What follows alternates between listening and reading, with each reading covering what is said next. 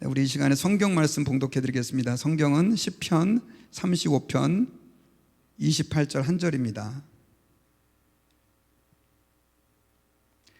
네, 우리 같이 한 절이니까요 합독하시겠습니다. 다 같이 큰 소리로 우리 주님 앞에 고백 담아서 우리 봉독합니다. 시작. 나의 혀가 주의 의를 말하며 종일토록 주를 찬송하리다. 아멘. 네, 오늘은 예배에 대한 두 번째 말씀입니다. 예배자의 기쁨이라고 하는 제목으로 하나님 말씀을 증거하도록 하겠습니다. 제가 말씀을 준비하기 위해서 책을 좀 몇 개 읽었는데 그 가운데 그 김남준 목사님이 쓰신 예배의 감격에 빠져라 라고 하는 책을 좀 보니까요, 그 책에 보니까 굉장히 흥미로운 이야기가 있었습니다. 그림을 좀 보여주시죠. 조금 빨리빨리 좀 보여주시면 감사하겠습니다. 자, 여기에 무슨 내용이 있었냐면요, 제가 그 내용을 좀 가져왔습니다. 그래서 여러분들에게 같이 한번 나누려고 하는데요, 이 부흥의 아주 오래전 이야기입니다. 몇백 년 전 이야기인데, 부흥의 시기에 영적 변화를 경험한 교회 한 지체에 대한 이야기입니다. 자, 제가 그 내용을 한번 읽어드릴 테니까요, 여러분들 한번 잘 들어보시길 바랍니다. 주일 예배 시간에 성령을 소멸치 말라는 목사님의 설교를 통해서 주님은 제가 처한 큰 위험과 예수 그리스도에 대한 절대적 필요성을 가르쳐 주셨습니다. 어제는 하나님께서 그 깨달음을 더욱 강하게 느끼게 하셨습니다. 마음은 벅차올랐고 크게 감격할 수밖에 없었습니다. 좋으신 주님과 사귐 없이는 더 이상 살 수 없다고 느꼈습니다. 성경에 기록된 그 값진 진주를 얻을 때까지 먹지도 마시지도 잠들 수도 없었습니다. 그리고 예수님께서 저를 받아주시고 구원하시기를 기뻐하신다는 사실을 알게 해 주셨습니다. 고통 가운데 십자가에 못 박히시고 하나님의 진노의 불을 끄신 후에 이제는 수천만의 성도들과 천사들로 둘러싸이신 채 높임을 받으시고 모든 영광과 위엄으로 관을 쓰고 계신 것을 보게 하셨습니다. 이 모든 것들은 저로 하여금 예수님을 말할 수 없을 만큼 소중하고 사랑스러운 분으로 느끼게 했습니다. 이런 간증입니다. 예배 때 엄청 은혜를 받고 도전을 받고 이 간증을 기록했는데, 그 당시 이제 말씀을 전하는 목사님들이 이분의 간증을 계속해서 사람들에게 소개를 했던 것 같습니다. 정확한 연도는 1749년에서 1750년 사이에 그 네덜란드의 흐로닝원이라고 하는 그 지역에서 일어났던 그 영적 각성과 구원의 역사를 소개하는 자료에서 인용된 글입니다. 그런데 여러분, 제가 이 글을 왜 여러분들에게 소개하냐면 이 글을 쓴 사람이 바로 11살밖에 안 된 어린아이였다는 거죠. 11살밖에 안 된 어린아이가 예배 때 이런 감격을 경험하고 이 간증을 기록했고 그것이 지금까지 남아져서 우리에게 증거되고 있다라고 하는 것입니다. 여러분, 저는 여러분들에게 한번 여쭤보고 싶습니다. 여러분들에게 예배는 어떤 것입니까? 정말 이 아이가 고백했던 것처럼 여러분들의 삶에 있어서 하나님의 은혜와 능력이 부어지고 여러분들의 삶을 방향을 결정하는 그런 중요한 예배가 되고 있습니까? 아니면 내가 마지못해서 드리고 지루하고 답답한 그 시간으로 여겨지는 그런 시간입니까? 여러분, 그 30년 전에만 해도요, 목사님들이 이렇게 설교를 했다고 합니다. 여러분들이 2시간 예배를 드렸다고 해서 되는 것이 아닙니다. 여러분, 이 2시간 예배를 드렸다고 해서 여러분들의 삶에 하나님의 능력이 나타나는 것이 아닙니다. 뭐 이런 얘기를 했대요. 그런데 여러분, 요즘에는 어떤 얘기를 하는 줄 아십니까? 여러분, 1시간 예배를 드렸다고 해서 되는 것이 아닙니다. 이런 식으로 다 얘기를 해요. 다 예배를 1시간으로 표현을 합니다. 어떤 분들은 시계를 쳐다보면서 1시간만 끝나가면 불안해지는 분들도 계십니다. 왜일까요? 물론 삶이 그때와 달라졌기도 했지만 많은 사람들이 예배를 지루하게 여기기 시작했다는 것입니다. 그러면서부터 점점 예배 시간이 줄어들었고 이제는 1시간도 결코 짧지 않은 시간으로 여겨지고 있는 시대를 우리가 살아가고 있습니다. 여러분, 많은 직분자들이 이런 식으로 얘기를 합니다. 내가 그래도 직분자인데 예배를 잘 드려야지. 또 어떤 분은요, 목사님, 저는 제가 직분자인데요, 본을 보이기 위해서 제가 정말 열심히 예배 드립니다. 어떻게 보면 참 아름다운 말입니다. 그리고 그분의 그 결단이 참 좋습니다. 그런데 여러분, 정말로 본을 보이기 위해서 내가 책임을 가졌으니까 예배해야 하는 것입니까? 어떤 분은 요즘에 이런 얘기를 대놓고 합니다. 목사님, 설교와 치마는 짧을수록 좋습니다. 이런 얘기를 해요. 참 슬픈 이야기라고 말할 수가 있습니다. 여러분, 왜 자꾸 이런 이야기들이 나오느냐? 예배는 우리에게 지루하고 따분한 것이라고 생각되었기 때문에 그렇습니다. 오늘날은요, 사람들이 참는 것을 참 힘들어하는 그런 세대를 여러분 살아가고 있습니다. 재미있는 영화나 드라마들이 홍수처럼 쏟아지고 있어요. 그래서 잠시라도 재미없으면 다른 영화를 볼 수 있고 다른 드라마와 다른 TV 채널을 볼 수 있습니다. 그래서 요즘에는요, 사람들 앞에 죄인은 어떤 죄인이냐? 지루하게 만드는 사람이 죄인이라는 거예요. 그런데 여러분, 제가 아까 말씀드렸던 그 11살 소년의 그 간증에는 지루함이라는 것이 존재하지 않습니다. 하나님에 대한 사모함과 감격과 기쁨과 능력이 있습니다. 이렇게 얘기하니까 어떤 분들은 아유, 목사님, 요즘 목사님들은 설교를 옛날만큼 못해서 그래요. 이렇게 얘기하는 분들도 계실지 모르겠습니다. 근데 그 당시 설교자들은 2시간을 설교했습니다. 그리고 관중을 보고 설교를 하지 않고 원고를 그냥 읽어 내려갔습니다. 정말로 그 어린아이에게는 힘들고 지겹고 고통스러운 시간이었을 수도 있습니다. 그런데도 불구하고 이러한 변화와 능력이 그 시대에 나타났다라고 하는 것입니다. 여러분, 왜일까요? 그 이유는 많은 사람들이 예배를 통해서 하나님이 얼마나 놀라운 일들을 행하고 계시는지 별로 기대하지 않고 주목하고 있지 않습니다. 여러분, 저는 지난번에 예배가 무엇인가에 대해서 말씀을 드렸습니다. 예배는 하나님을 기쁘시게 해드리는 것이고 하나님을 영화롭게 해드리는 것이라고 말씀을 드렸습니다. 근데 이렇게 말씀드리니까 예배는 전부 다 하나님만을 위한 것인가 보다 라고 생각할 수 있을지 모르겠습니다. 여러분, 그러나 그렇지 않습니다. 하나님은 예배를 통해서 영광을 받으시지만 또한 우리에게 한량없는 은혜와 축복을 쏟아부어 주시는 분이라고 하는 사실을 우리가 또한 기억해야 됩니다. 우리의 삶 가운데 고통과 아픔과 슬픔과 방황이 예배를 통해서 끝이 날 수 있고요, 예배를 통해서 회복될 수 있다는 사실을 기억해야 됩니다. 여러분, 시편 35편 28절 말씀을 우리 같이 오늘 본문인데요, 같이 한 번 더 또박또박 의미를 생각해 가면서 한번 읽어봅시다. 시작. 나의 혀가 주의 의를 말하며 종일토록 주를 찬송하리이다. 자, 이거는 저는 그냥 허공에 외칠 수 있는 소리라고 생각하지는 않습니다. 요즘은 찬송 중에서 이 가사가 찬송 가사의 가사가 돼가지고 이런 노래가 나왔어요. 내가 종일토록 주를 찬송하겠습니다. 근데 이 사람은 정말로 내가 하루 종일 주님을 찬송하겠습니다, 이 고백을 하고 있는 거예요. 여러분, 만약에 하나님 앞에 예배하고 하나님을 찬송하는 것이 지루하다면 이런 고백을 하겠습니까? 찬송가가 왜 이렇게 길어? 왜 이렇게 지루해? 이 찬송은 7절까지 있네? 뭐 이런 거 이렇게 말할 수 있지 않겠냐고요. 여러분, 이 시편 저자의 그 고백에서 저는 예배의 감격을 발견했습니다. 예배라고 하는 것이 그에게 너무나 즐겁고 행복한 것이다 라고 하는 것입니다. 저는 여러분들이 이 사실들을 믿기를 원합니다. 그리고 이 시간에 하나님 아버지께서 예배를 통해서 정말로 어떤 축복을 주실 수 있는지를 우리가 한 3가지 정도로 발견하고요, 여러분들 안에 그 감격이 실제로 이루어지는 축복이 있기를 주님의 이름으로 축복합니다.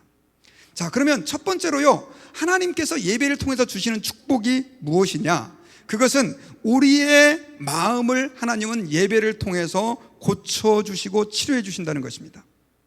여러분, 하나님께서는요, 예배를 통해서 우리의 마음을 고쳐주시고 우리를 치료해 주신다라고 하는 것을 믿으시기 바랍니다. 여러분, 시편 55편은요 다윗의 시입니다. 그는 극심한 고통을 겪었습니다. 그런데 그가 하나님 아버지 앞에 예배하는 가운데, 기도하는 가운데 그는 하나님 앞에서의 그 불안과 고통에서 해방이 되어서 담대함과 확신을 얻게 돼요.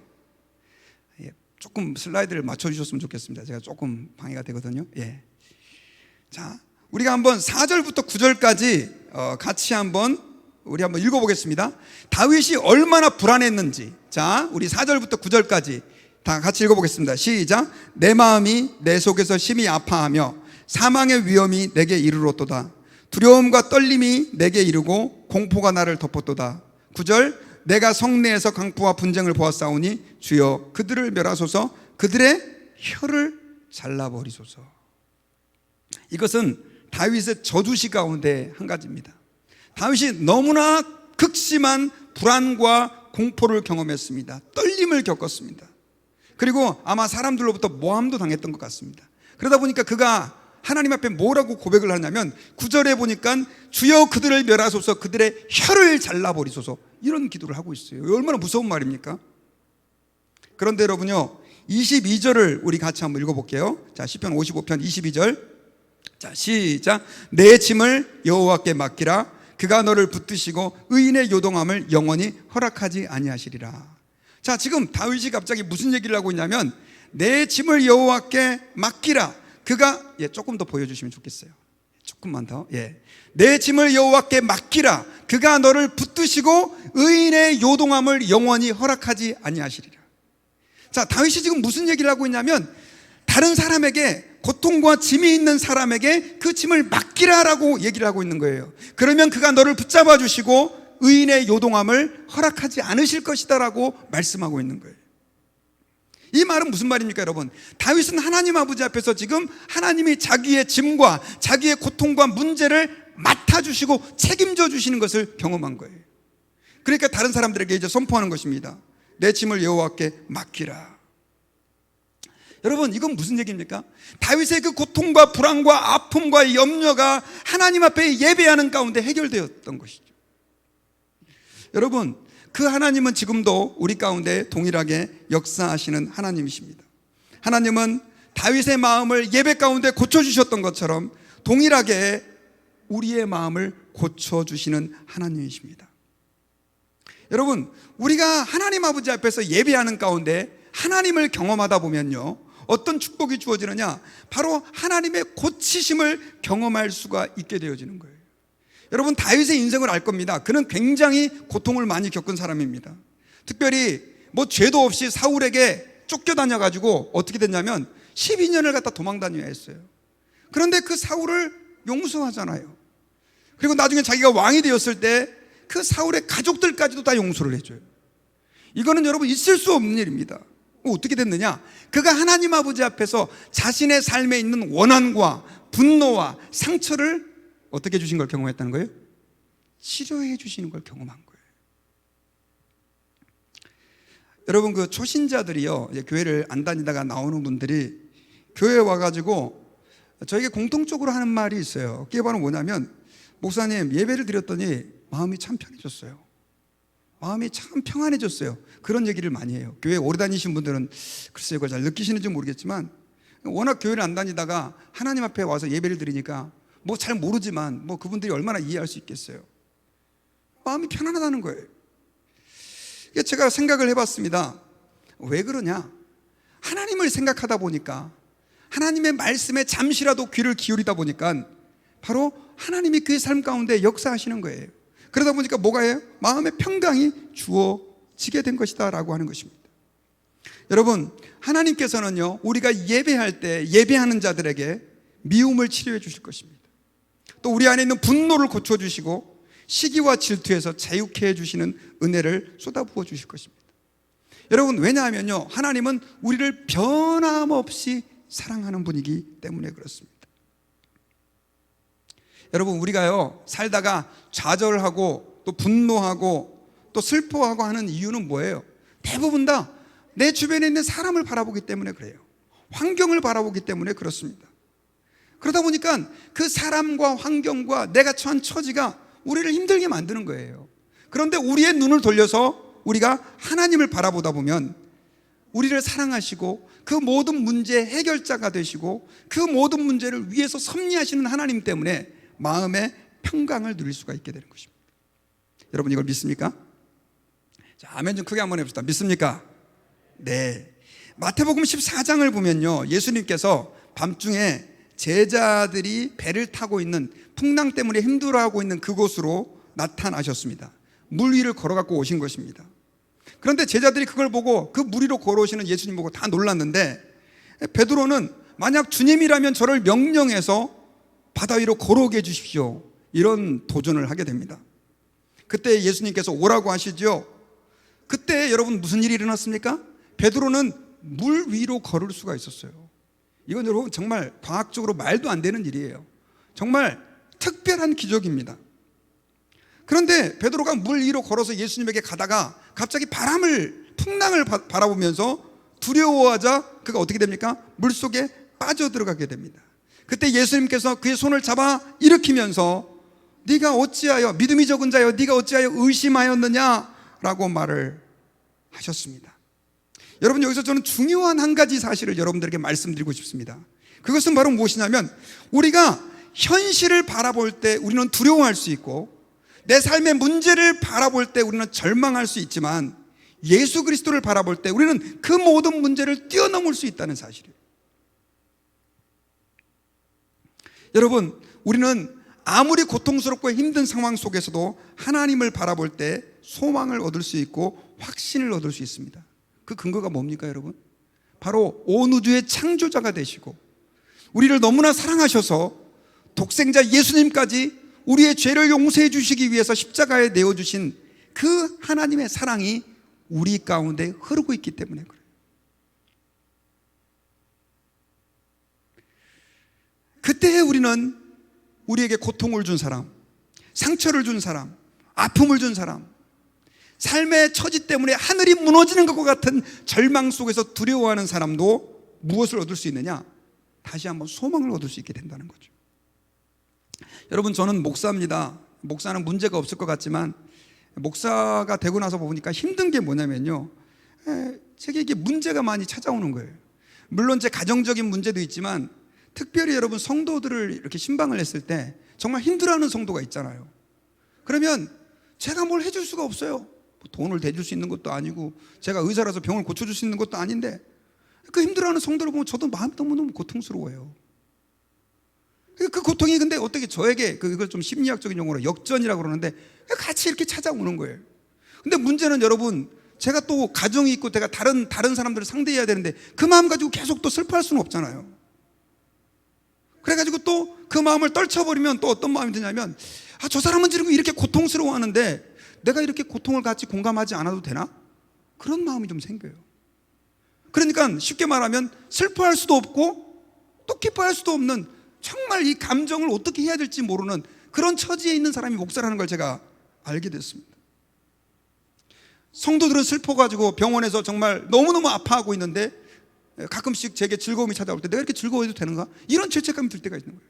정말 힘듭니다, 여러분. 그런데 그때마다 하나님께서 제 마음 가운데 주시는 위로가 있어요. 예배 때마다, 하나님 말씀을 묵상할 때마다 하나님께서 제 마음 가운데 그러한 모든 마음, 혼란스러운 마음에 자유함을 주시고 치유와 회복을 허락해 주신다는 것입니다. 아마 그런 하나님의 회복하심이 없었다면 저도 아마 병자가 됐을 거예요. 목회라는 게 참 쉽지 않습니다. 여러분, 저는 여러분들에게 권고합니다. 하나님 아버지 앞에서 여러분들의 문제를 가지고 예배의 자리로 나아가십시오. 나아갈 때 하나님은 여러분들을 고치실 것입니다. 감정의 문제를 주님이 풀어주시고 회복시켜 주실 것으로 믿습니다. 두 번째로는요, 하나님께서는요, 예배하는 가운데 감사거리를 발견하게 해주십니다. 자, 우리 시편 136편 6절부터 8절까지를 한번 같이 읽어보겠습니다. 자, 시작. 땅을 물 위에 펴신 이에게 감사하라. 그 인자하심이 영원하미로다. 큰 빛들을 지으신 이에게 감사하라. 그 인자하심이 영원하미로다. 해로 낮을 주관하게 하신 이에게 감사하라. 그 인자하심이 영원하미로다. 그리고 25절, 모든 육체에게 먹을 것을 주신 이에게 감사하라. 그 인자하심이 영원하미로다. 여러분, 시편 136편은요 감사에 대한 찬양입니다. 감사에 대한 찬양. 그런데 여러분, 여기서 보면요, 제가 6절, 7절, 8절, 25절만 뽑았는데 여기에 나오는 감사가 제가 여러분들과 나누고 싶은 이유는 너무나 평범한 것에 대한 것이라는 것이죠. 여러분, 자, 6절을 보면 땅을 물 위에 펴신 이에게 감사하라. 이거 육지와 바다의 구분점을 보고 감사하고 있는 거예요. 7절에 보니까 큰 빛들을 지으신 이에게, 이건 해와 달을 보면서, 별들을 보면서 감사하고 있는 거죠. 8절에 보니까 해로 낮을 주관하신 이에게 감사해라. 해를 보면서 감사하는 거예요. 25절에 보니까 모든 육체에게 먹을 것을 주신 이에게 감사하라. 그 인자하심이 영원하미로다. 이 사람은요, 바다를 보면서 감사가 생겼고 태양을 보면서 감사했고요, 그 다음에 모든 육체, 이것은 사람을 포함한 동물까지를 얘기하는 것입니다. 이걸 보고 감사라는 것이죠. 근데 여러분, 이것들은 지금 늘 우리와 함께 있는 거예요. 특별히 뭐 우리에게 주시는 하나님의 축복이라고 말할 수 없는 거예요. 일반적인 거예요. 이거 안 누리는 사람이 없어요. 그렇지 않습니까? 근데 저는 여러분들에게 여쭤보겠습니다. 여러분들 감사하고 계시나요? 이런 것들이 정말 여러분들의 가슴을 뛰게 하는 감사거리가 되고 있습니까? 왜 우리는 이렇게 감사하지 못하고 불평하며 살아갈까요? 그 이유는요, 하나님을 만나지 못했기 때문에 그래요. 하나님을 매 순간, 우리는 구원의 주님, 나를 위해 십자가에 죽어주신 예수님을 만나기도 해야 되지만, 우리는 매일매일 주님을 만나야 되고, 매주마다 예배 때 하나님의 임재를 경험해야 돼요. 그랬을 때 우리는 하나님 아버지 앞에서 감사함을 발견할 수 있게 되어진다라고 하는 것입니다. 여러분, 저는 어마어마한 그 부잣집의 자녀들이 다른 아이들하고 비교하면서, 더 부자인 아이들과 비교하면서 자기 자신은 불행하다라고 하는 이야기를 들은 적이 있습니다. 제가 볼 때는 너무너무 부자예요. 제가 부러워할 정도로 부자예요. 그런데 그 아이는 불행하다고 생각을 해요. 왜? 더 많이 가진 아이들이 있다는 거예요. 저는 어떤 사람이 굉장히 고위직에 있는 사람이에요. 웬만한 장자리에 국가의 고위직에 있는 요직에 있는 사람입니다. 돈도 많이 벌입니다. 그런데 자기 자신을 비관하는 걸 봤습니다. 왜일까요? 자기보다 더 높은 사람이 있는데 그 자리에 못 올라간다는 것 때문에 뭐예요? 계속해서 비관하는 거예요. 여러분, 우리 삶의 감사는요, 무언가를 더 얻어냈다고 주어지는 것이 아닙니다. 하나님께서 우리의 눈을 열어주셔서 하나님이 얼마나 우리를 사랑하시는가라고 하는 걸 발견하고, 하나님이 얼마나 많은 것들을 우리에게 공급하고 계시는가라고 하는 것을 발견할 때 우리는 비로소 감사할 수 있다라고 하는 사실을 여러분 기억해야 됩니다. 그런데 우리가 하나님 앞에 예배자로 나올 때 주님은 우리의 눈을 열어주십니다. 그래서 하나님 아버지 앞에서 주님이 나에게 얼마나 큰 은혜를 베풀고 계시는가라고 하는 것을 눈을 뜨게 만드는 거예요. 이게 바로 예배를 통해서 우리가 발견할 수 있는 축복이다라고 하는 것입니다. 시편 136편에 보면요, 아까 말씀드렸던 것처럼 땅과 바다를 보고 태양빛을 보고 동물들이 먹는 걸 보고 감사를 하고 있는 거예요. 제가 이 말씀의 은혜를 받아가지고요, 요즘에는 동물들이 뭐 먹는 거를 굉장히 주의 깊게 봅니다. 저희 집에는 배나무가 있거든요. 배나무.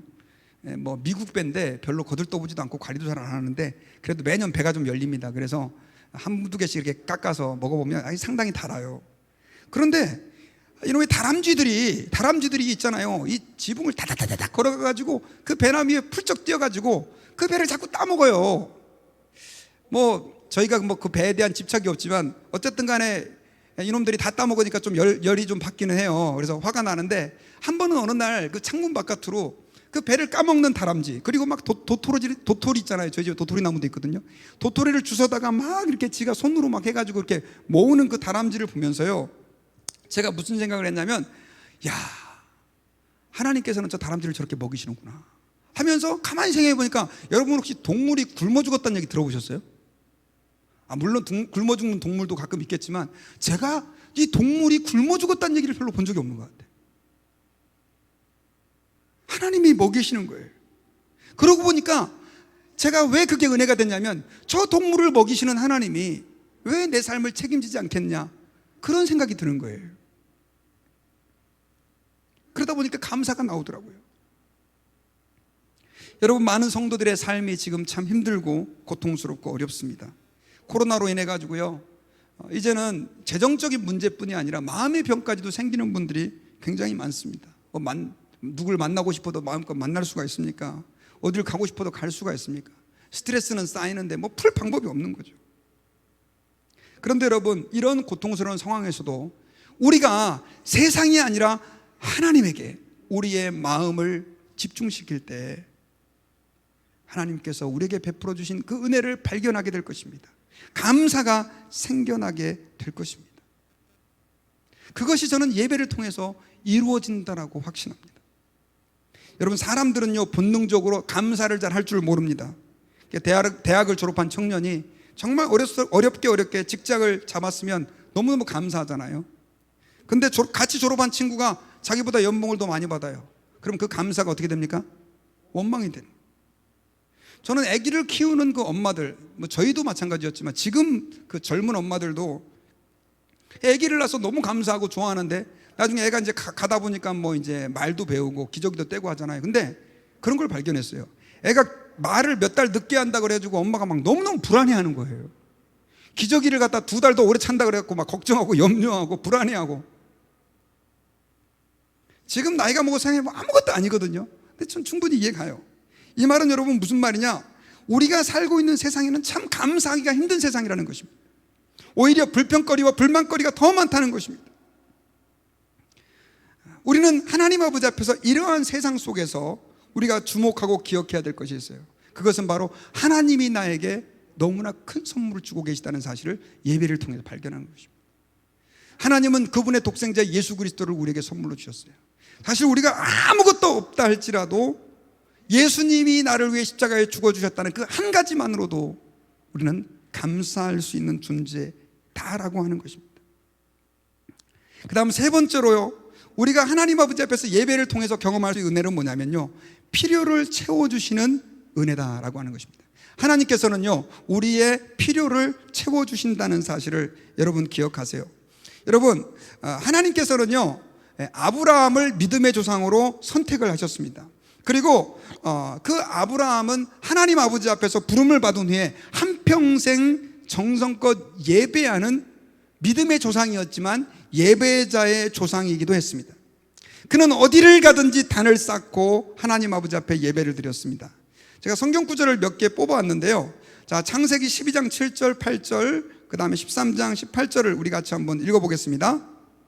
자, 시작. 아브라함이 자기에게 나타나신 여호와를 위하여 단을 쌓고, 그 다음에 8절, 그가 그곳에서 여호와를 위하여 단을 쌓고 여호와의 이름을 부르더니, 그 다음에 13장 18절, 아브라함이 장막에 옮겨 헤브론에 있는 마므레 상수리 숲에 이르러 거하며 거기서 여호와를 위하여 단을 쌓더라.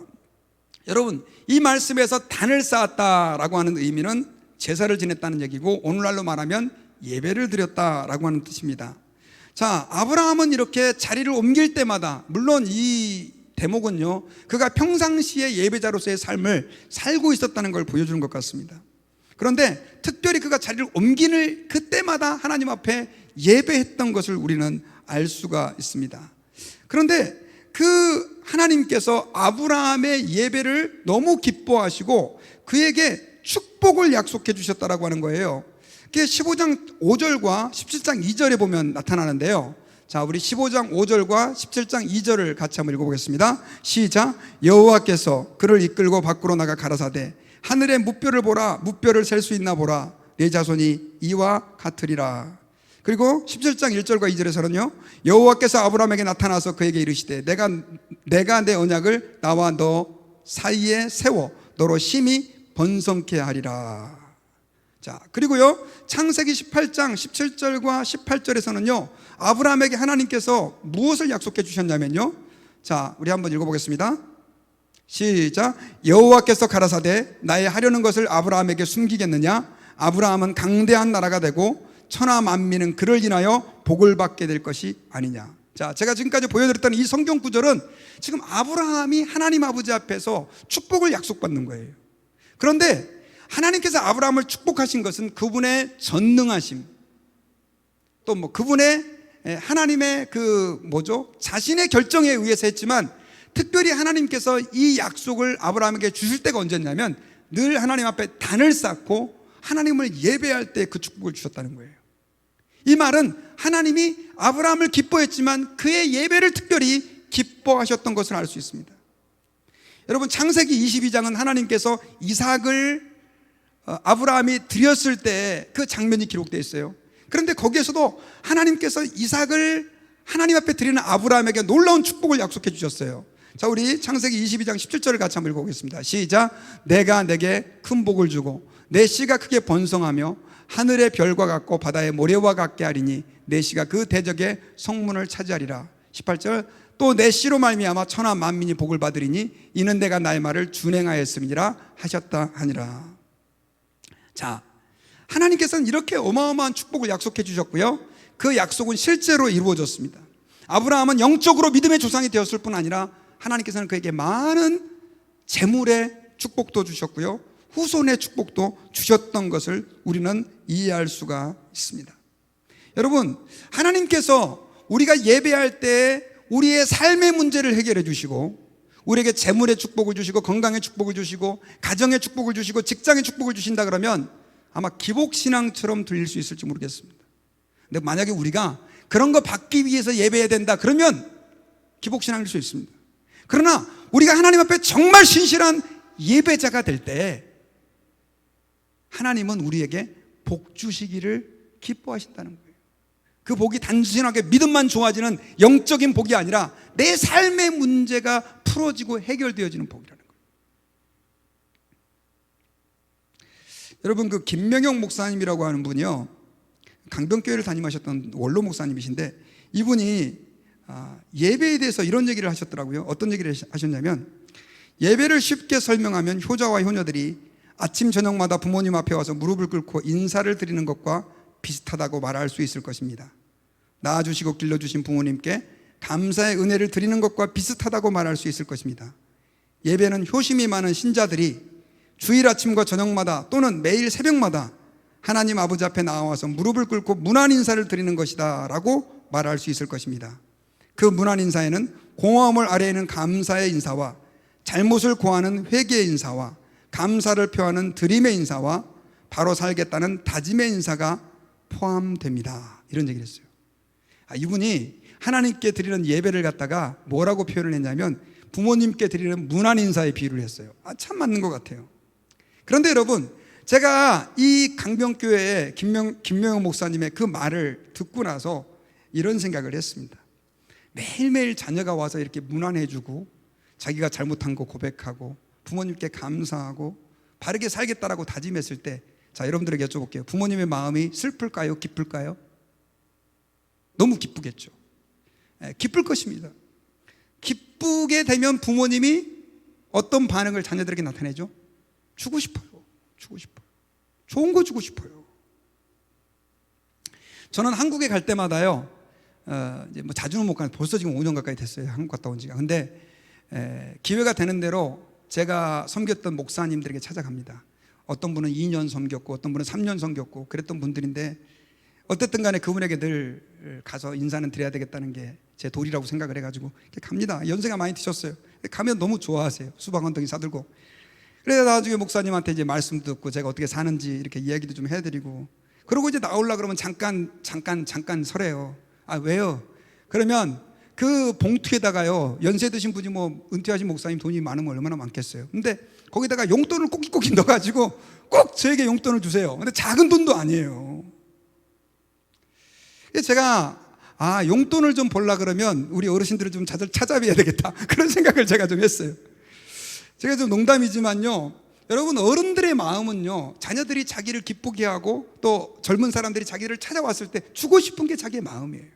없는 것 같으면 만들어서도 주고 싶어요. 저는 하나님의 마음도 똑같다고 생각합니다. 저와 여러분들이 정말로 하나님 앞에 주님께 영광을 돌리는 예배자로 서게 될 때 하나님은 주고 싶어 하세요. 그리고 주시는 하나님이세요. 대표적인 예가 바로 청교도들이에요. 여러분, 미국을 건설했다라고 하는 이 청교도들, 이분들은요, 영국에서 종교의 핍박을 받았습니다. 예배를 마음껏 드릴 수가 없었어요. 영국 국교회, 그 국교회, 지금은 이제 성공회죠. 그걸 믿어야 된다라고 하는 국왕의 그 핍박 때문에 도망와가지고요, 목숨을 걸고 미국 땅에 오게 되잖아요.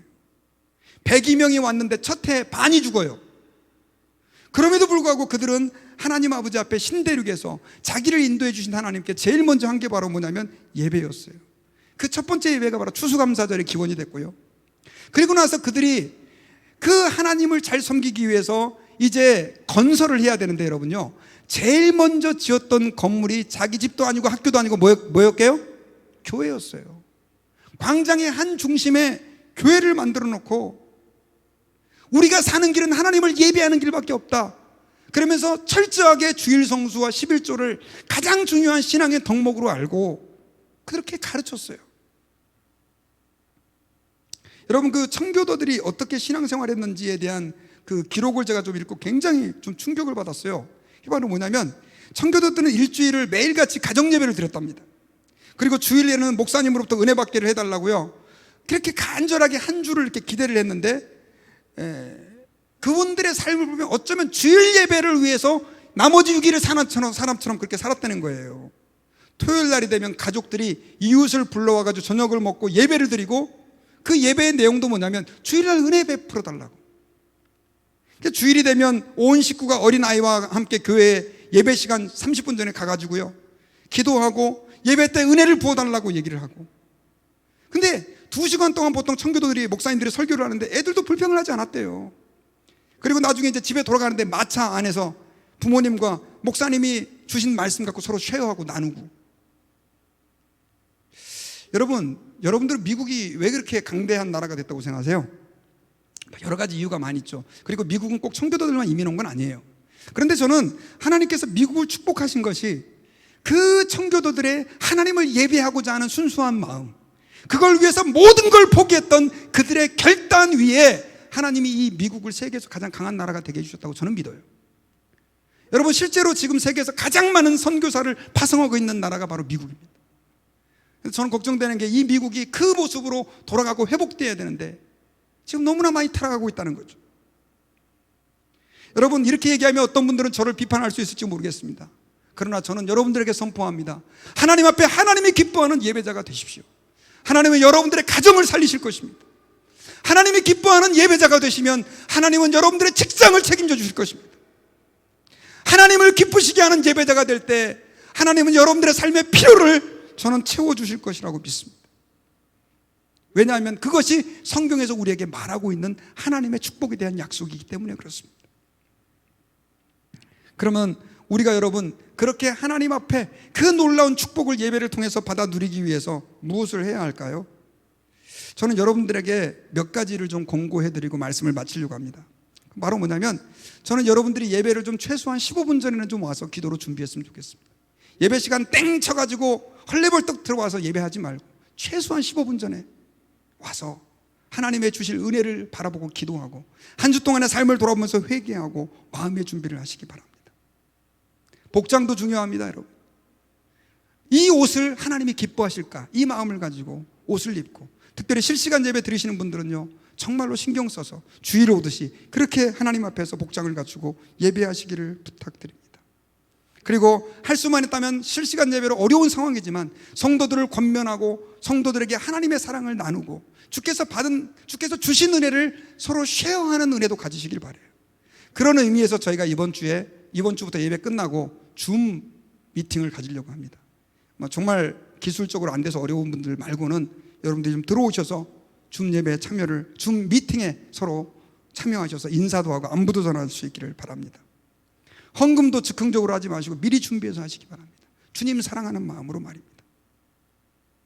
저는 말씀의 결론을 맺겠습니다. 여러분, 예배는 기쁜 것입니다. 감격적인 것입니다. 시편 기자는 내가 종일토록 주를 찬송하고 싶다고 고백을 했습니다. 그만큼 그의 안에는 하나님에게 대한 감격, 예배에 대한 감격이 자리 잡고 있었습니다. 그는 왜 그렇게 고백했을까요? 그것은 예배자로서 그는 3가지의 큰 축복을 누리고 있었기 때문이에요. 그 첫째는 하나님이 자신의 상처를 고쳐주셨다는 것입니다. 둘째로는 하나님께서 자신의 눈을 열어 감사거리를 보게 해주셨다는 것이고, 마지막으로는 하나님이 그의 삶의 문제를 해결해 주시고 자신의 필요를 채워주시는 것을 경험했기 때문이라고 저는 믿습니다. 우리는 복을 받기 위해 예배하는 존재가 아닙니다. 그러나 하나님을 예배할 때 하나님은 우리에게 복을 주시는데, 그것이 영적인, 또 우리의 정서적인, 또 우리의 물질적인 복도 저는 포함하고 있다고 믿습니다. 그러기 위해서는 우리는 하나님 앞에 매 예배를 억지로 하지 마시고 감사함으로, 사모함으로 드리시기를 주의 이름으로 부탁드립니다. 기도하겠습니다. 하나님 아버지, 감사합니다. 오늘 말씀을 통해서 우리가 하나님 아버지 앞에 예배자가 누릴 수 있는 감격과 축복이 무엇인지를 듣게 하셨습니다. 감사합니다. 하지만 주님, 언제부터인가 저희가 그 감격을 누리지 못하게 되어버렸음을 고백합니다. 회개합니다. 주여, 저희들의 마음을 일깨워 다시 한번 하나님 아버지께서 예배를 통해서 주시는 그 축복을 매주마다 누릴 수 있는 은혜를 회복시켜 주시옵소서. 병든 마음, 상한 마음, 원통한 마음, 아픈 마음, 불안한 마음 고쳐주시고 하나님 앞에 감사거리를 발견할 수 있는 풍성함이 있게 하시고 삶의 문제 가운데 공급자 되시는 주님을 만날 수 있게 도와주옵소서. 예수님의 이름으로 기도하옵나이다. 아멘.